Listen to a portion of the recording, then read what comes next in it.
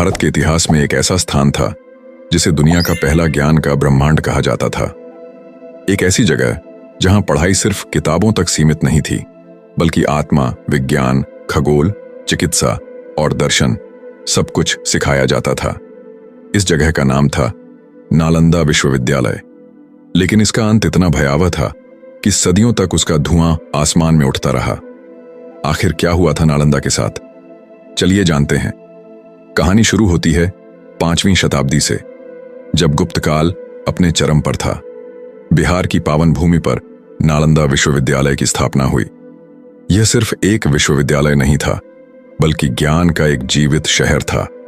यहां 10,000 से अधिक विद्यार्थी और 2,000 से ज्यादा आचार्य रहते थे।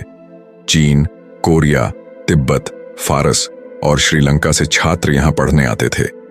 प्रवेश परीक्षा इतनी कठिन होती थी कि कहा जाता है हर 10 में से केवल 2 ही अंदर प्रवेश कर पाते थे। नालंदा की सबसे बड़ी पहचान थी उसकी विशाल पुस्तकालय व्यवस्था, जिसे कहा जाता था धर्मगंज। 3 विशाल भवन, रत्नसागर, रत्नोदधि और रत्नरंजक, इनमें लाखों पांडुलिपियां थीं। आयुर्वेद, शल्य चिकित्सा, गणित, खगोल विज्ञान, तर्कशास्त्र और बौद्ध दर्शन की अमूल्य धरोहर। लेकिन फिर आया 12वीं शताब्दी का वह काला समय। तुर्की आक्रमणकारी बख्तियार खिलजी ने भारत में कदम रखा। इतिहासकारों के अनुसार जब उसकी सेना नालंदा पहुंची तो उसने पूछा, यह जगह क्या है?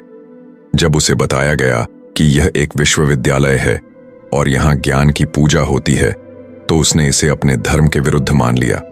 और फिर हुआ इतिहास का सबसे बड़ा बौद्धिक नरसंहार।